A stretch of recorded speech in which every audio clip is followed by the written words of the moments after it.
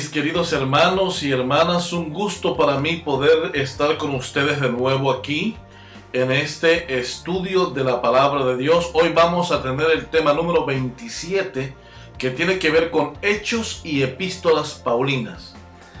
En el día de hoy vamos a tener un tema muy especial y tiene que ver directamente con las epístolas de Romanos y de Gálatas.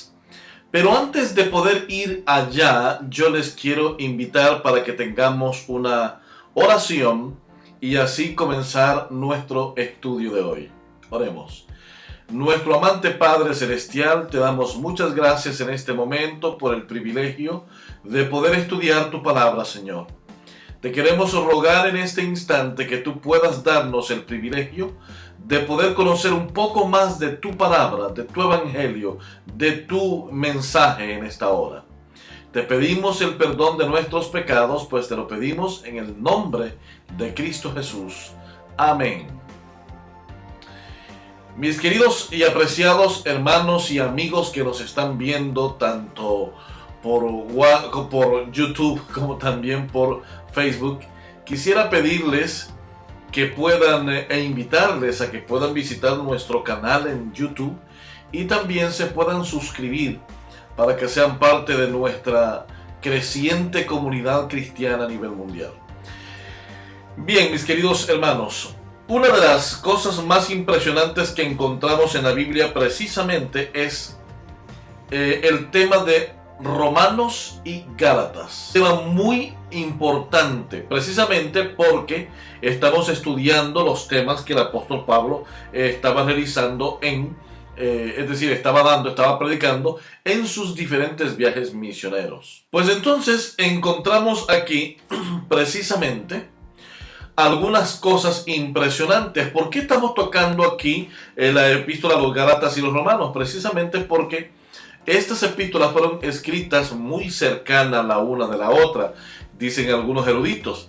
Que dicho sea de paso, algunos otros eruditos están pensando que no fue en esta época de Pablo, en el tercer viaje misionero, que se escribieron, sino que estas cartas posiblemente, dicen algunos eruditos, que se escribieron aproximadamente cuando Pablo estuvo en Corinto, cuando escribió las cartas que le envió a los hermanos tesalonicenses. Eso lo ubicamos sería en el segundo viaje misionero.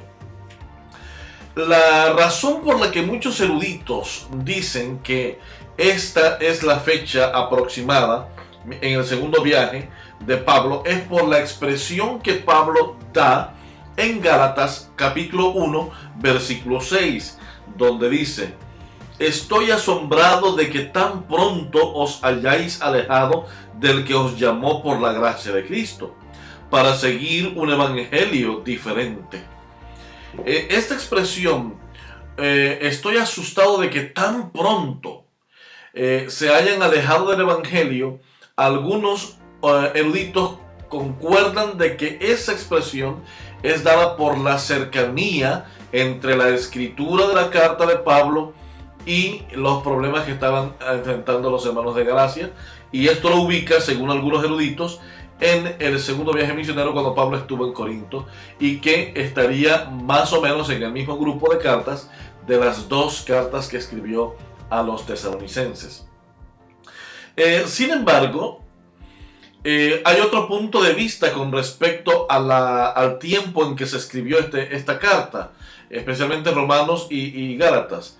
Este otro punto de vista, en realidad, nos dice que está dirigida a las comunidades de la provincia de Roma, que dicho sea de paso, romanos implica a los cristianos, no que estaban solamente en la ciudad de Roma, sino en la provincia romana del Asia Menor. Ahora, o probablemente a la provincia de Galacia. La escribió Pablo durante los 3 meses que permaneció en Corinto. Eso se nos dice también en el tercer viaje misionero que él estuvo más o menos alrededor del año 58 después de Cristo, casi cerca del final. Ahora, esta afirmación se basa en el hecho de que las dos cartas, tanto Gálatas como Romanos, son muy parecidas en el tema de la justificación por medio de la fe. Por ejemplo, Romanos, que es la carta que vamos a estudiar el día de hoy, presenta una ampliación muy parecida, pero con circunstancias diferentes, aunque también dirigida a judíos y gentiles, según nos dice Romanos capítulo 1, versículo 5 y versículo 13. Es impresionante, hermanos, porque esto nos dice que pudo haber sido escrita poco después de que escribió la epístola de los Gálatas. Ahora, hay algunas afirmaciones en la epístola a los romanos que contienen, es decir, contienen información en cuanto al tiempo cuando fue escrita esta epístola. Por ejemplo, nos dice que Pablo tenía el plan de continuar su obra hacia el occidente. El plan original de Pablo en el tercer viaje no es regresar a Jerusalén, aunque por los problemas que se le presentan en Éfeso, entonces él tiene que regresar a Jerusalén, pero que su idea original, su plan, es proseguir hacia occidente y llegar, nos dice el capítulo 15 de Romanos, versículos 24 y 28, hasta España por lo menos, predicando el evangelio. En esa región estaba pensando visitarla en un futuro cercano, es lo que él está expresando en su carta. Sin embargo, primero tenía que hacer un breve viaje a Jerusalén por los problemas que se estaban dando de la necesidad imperante en los hermanos que estaban en Jerusalén.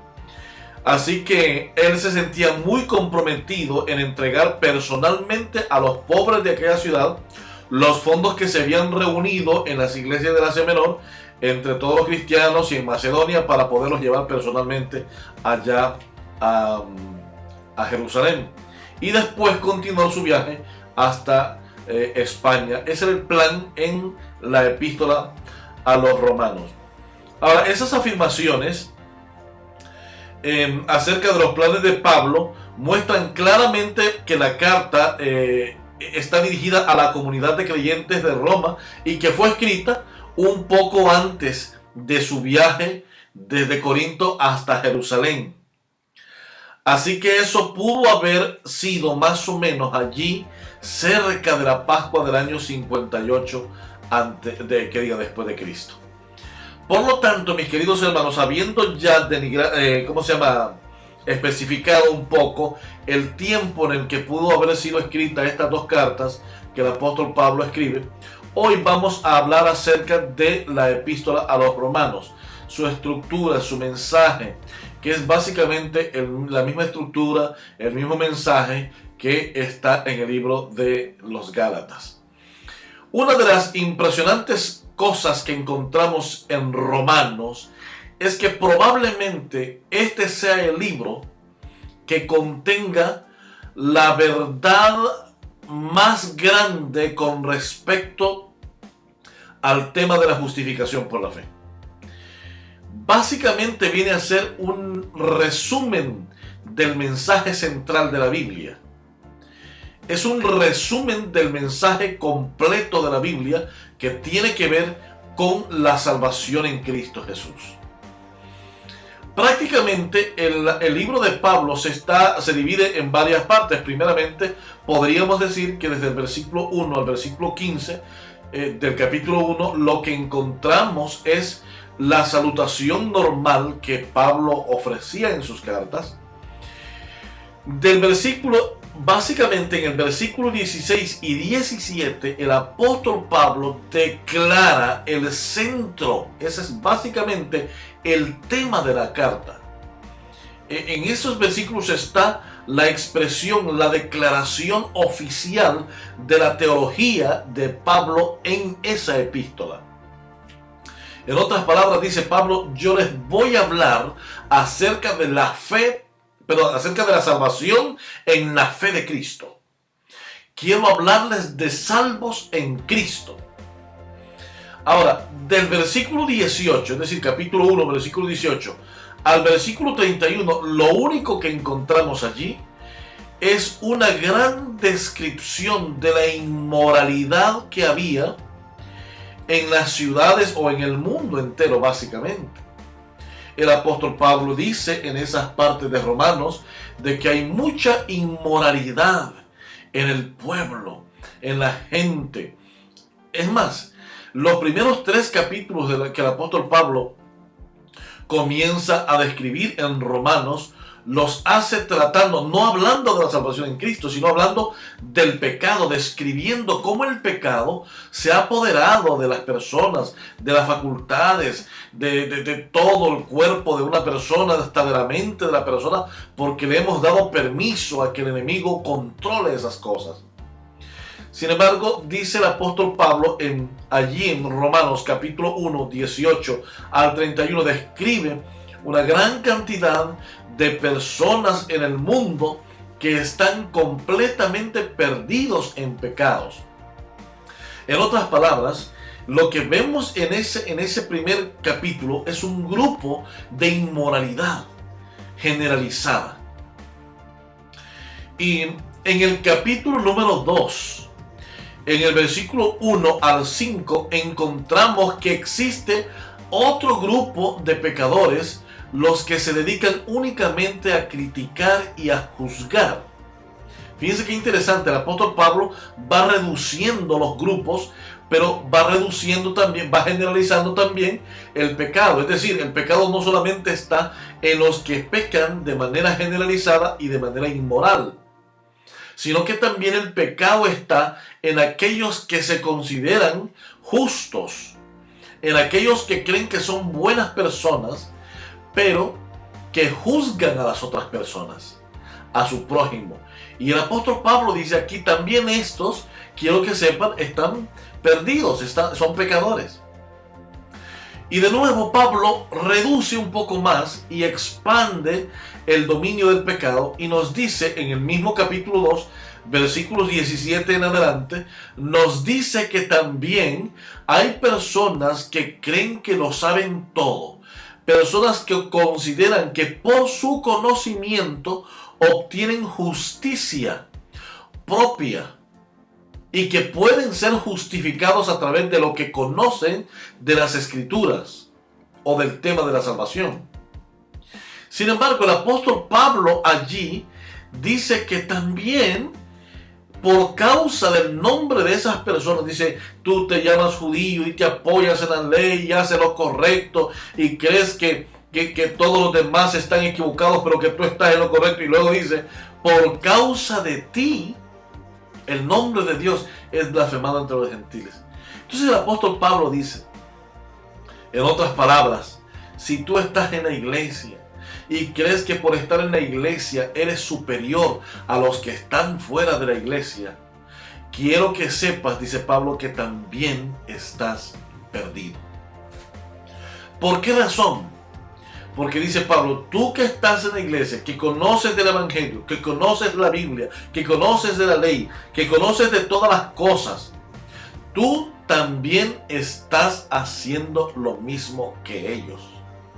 Y por tu culpa, fuera, allá los gentiles están cometiendo pecados, porque dicen, para yo ser como fulano, mejor soy un malo, de una vez. Es impresionante esto, porque cuando vamos al capítulo 3, versículo 9 de Romanos, allí encontramos que Pablo de nuevo dice, ¿acaso somos nosotros mejores que ellos? Y luego él dice, en ninguna manera, porque ya hemos demostrado que tanto judíos como gentiles, todos estamos bajo pecado. Y esto es interesante, porque Pablo quiere establecer un precedente. Él dice, nosotros no podemos hacer nada por nuestra cuenta que nos haga mejores que otras personas.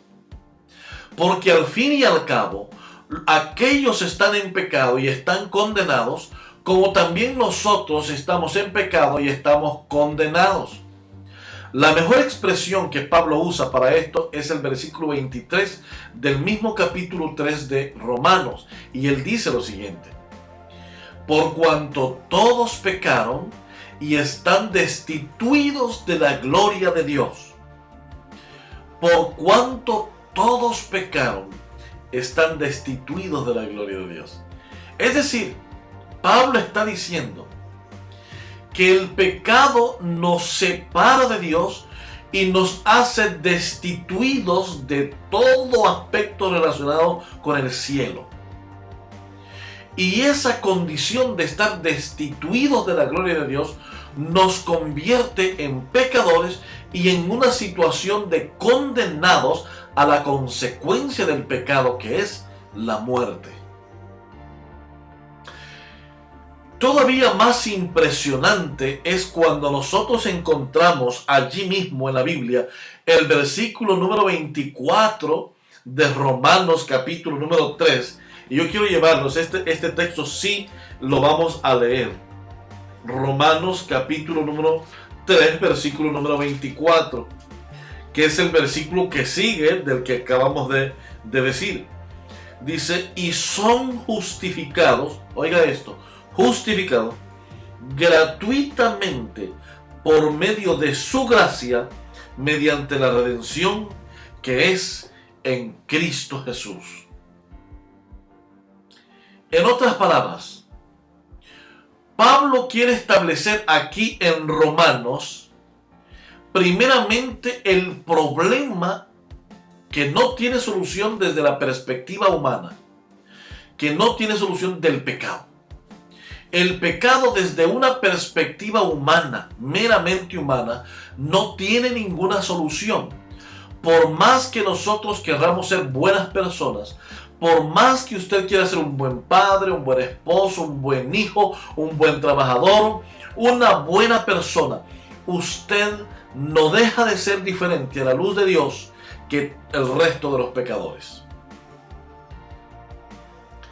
Sin embargo, Pablo quiere establecer que la única forma de poder hacer la diferencia y de ser verdaderamente hijos de Dios se encuentra en la redención que es en Cristo Jesús, porque esa redención que es en Cristo Jesús nos ofrece justificación, algo que nosotros no podemos lograr por nuestra cuenta.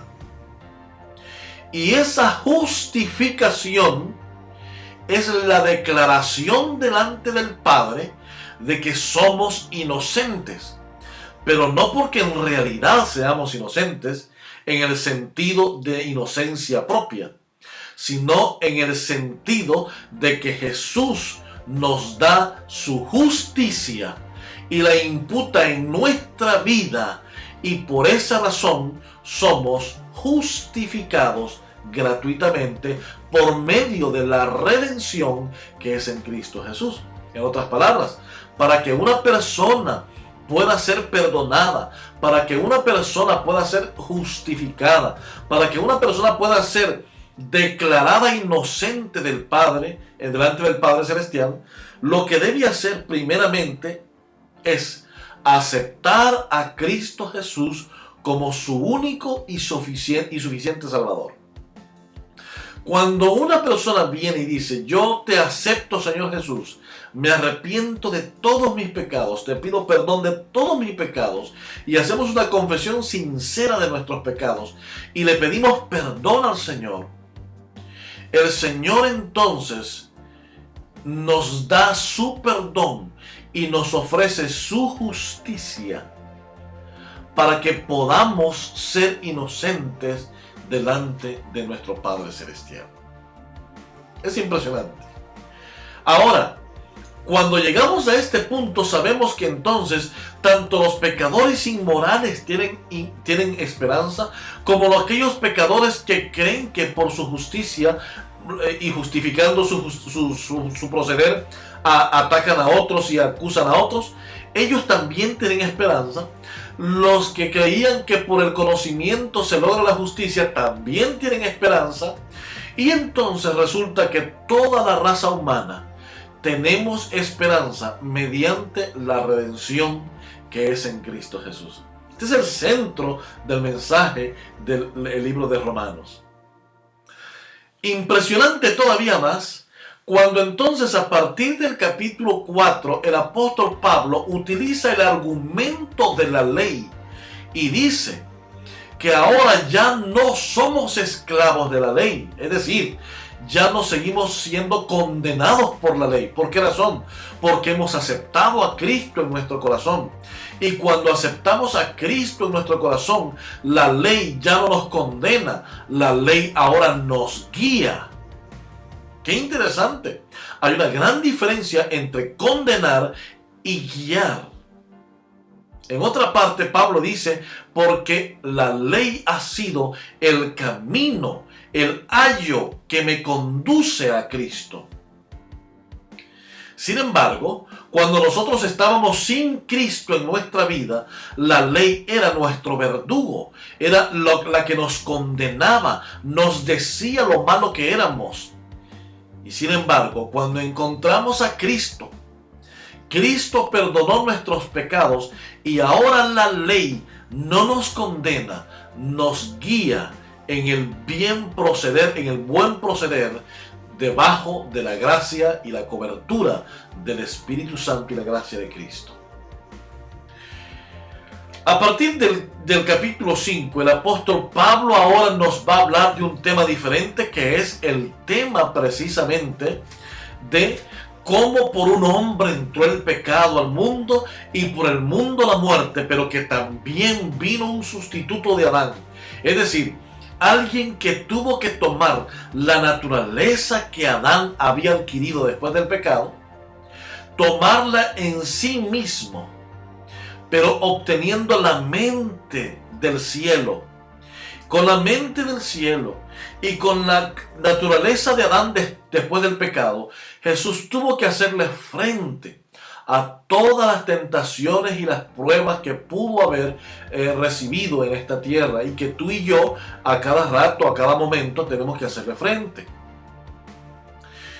Y Jesús, venciendo a Satanás, y esto nos debería llevar directamente a leer el capítulo 4 de Mateo. Jesús venciendo a Satanás en el desierto al final de sus 40 días, ahora Jesús es el vencedor del enemigo. Miren qué interesante. El capítulo 12 del libro Deseado de todas las gentes nos explica con mayor lujo de detalles lo que ocurrió en el desierto después del bautismo de Cristo Jesús. Y esto nos lleva entonces a que una vez que Cristo ha vencido a Satanás allá en el desierto, nos da la posibilidad de adquirir esa naturaleza de Adán antes del pecado, después que nosotros recibimos a Cristo en nuestro corazón. Y entonces es una constancia de crecimiento. Pero cuando llegamos a Romanos 7, el apóstol Pablo nos dice que hay una lucha interna, una lucha que vamos a tener siempre. Una lucha contra el mal, una lucha contra el pecado, una lucha contra nuestra propia carne, contra los deseos de nuestra carne. Y ahora viene el asunto. La pregunta es, ¿son las tentaciones pecado? En ninguna manera. ¿Los pensamientos son pecado? En ninguna forma. Déjenme explicarles ahora. La mente es el campo de batalla del enemigo, entre el bien y el mal. Es aquí donde llegan los pensamientos buenos y los pensamientos malos. Es decir, los pensamientos de Dios y los pensamientos del enemigo. Aquí llegan. Y es aquí donde nosotros tomamos la decisión en si rechazamos ese pensamiento inmediatamente si es del enemigo, o si aceptamos ese pensamiento y lo convertimos en un deseo. Ahora el problema cambia, porque cuando nuestro pensamiento llegó a la mente y lo convertimos en un deseo, vamos a suponer que llegó el pensamiento a tu mente de que tú tienes que ir con tus amigos a consumir licor. Pero te llegó a la mente el pensamiento. Y ese pensamiento tú allí lo rechazaste y dijiste, no, no quiero eso. Tú no has pecado, porque tú rechazaste ese pensamiento. El problema es cuando ese pensamiento en nuestra mente lo albergamos y decimos, bueno, no sería tan mala idea, y luego convertimos ese pensamiento en un deseo. El deseo sí ya es un problema, ya es un pecado. ¿Por qué? Porque el deseo es aquello que dice no codiciarás. Y el codiciar es un deseo. El codiciar se produce aquí en la mente, es un deseo mental. Por lo tanto, ese ya es pecado. Porque todo aquel que abroga la ley, todo aquel que comete pecado infringe la ley, porque la infracción de la ley es decir, el que abroga la ley, el que comete pecado, es el que infringe la ley de Dios. En otras palabras, el pecado está en desobedecer conscientemente, conociendo los mandamientos de Dios, y tomamos la decisión aún así de ser desobedientes a Dios. Ahora, es impresionante que el capítulo 8 en adelante, Pablo comienza a hablar de un tema interesante, y es del tema de la ira de Dios. En otras palabras, cuando en nuestra mente nosotros tomamos la decisión de no seguir el deseo del mal, sino el deseo del bien, motivado por el Señor Jesús y por el Espíritu Santo, entonces nosotros seguimos creciendo en nuestra vida espiritual, en esa naturaleza que adquirimos de Cristo Jesús, que es la misma naturaleza de Adán antes del pecado, en el sentido de cuando aceptamos a Cristo Jesús, es una nueva forma de vida. En otras palabras, lo que estamos haciendo es, en ese momento de lucha, estamos comenzando a crecer. Cada vez que nosotros decimos no a un pensamiento malo, crecemos.